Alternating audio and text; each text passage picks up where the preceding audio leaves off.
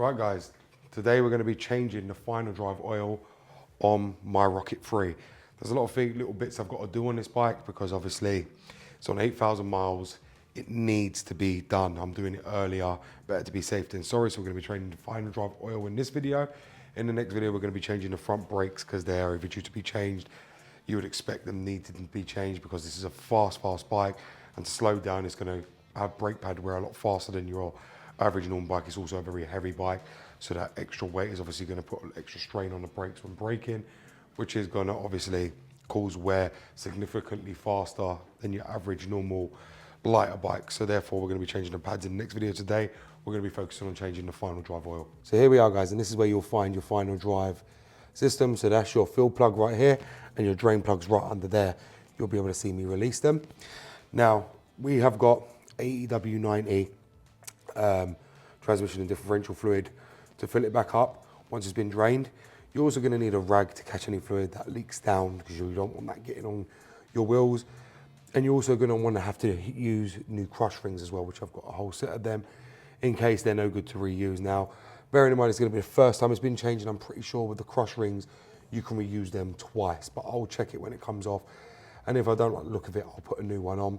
First thing you're going to want to do is make sure you can get the fill plug removed. So we're going to go ahead and remove that.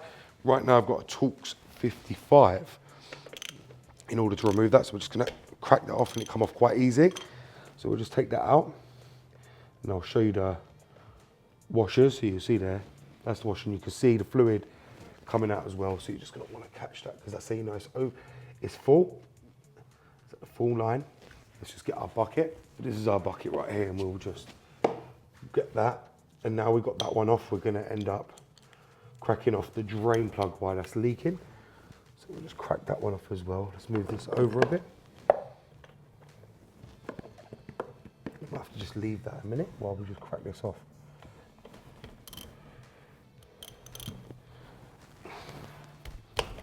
Just like that. And then that one's been released.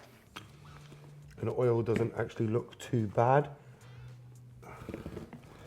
We'll just remove this one, so then it will stop leaking from the top now because it will drain out.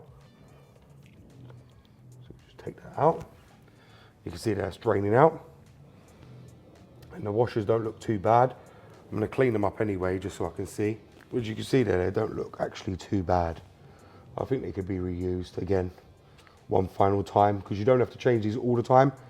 From doing cars, I know that you don't have to change them. I have got spares though. I've got a whole box full if I needed to change them, but I don't. So I'll leave that here. We'll leave that to fully drain out, and then we'll retop it back up with our fluid. What I might do is just stand the bike upright to drain any excess fluid out that hasn't come out. So we'll just stand the bike upright so I can see, and it seems like there's no more to come out. To be fair, I think I've done this quite early when it didn't need changing. But it's better to be safe than sorry. And now, you've got to remember both your plugs are both the same, so we'll just put them back in.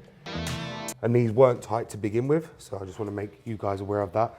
They were not tight, so just don't re-tighten them because you'll crush the sealing ring. That will do. They don't need to be over torqued. I think they're only torqued up to about 6 to 7 Newton meters. Both sides. Now what we're going to go ahead and do is fill up with new oil. We're just opening it up, and this is brand new, so what we're going to do is pull it in there.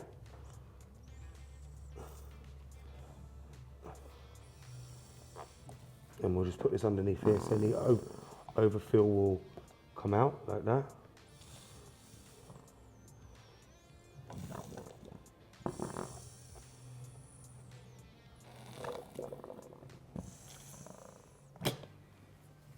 And you can see there, that's now full up.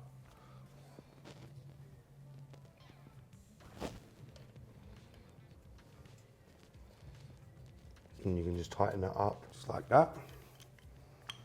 And then we'll just tighten this down. And again, this fill plug was not tight either. So don't over tighten it. You can feel when it catches. You don't want to go any further than that. Clean it up. And you can see not much actually come out this pot. So there isn't much to fill up, but you can also see how dirty the fluid was.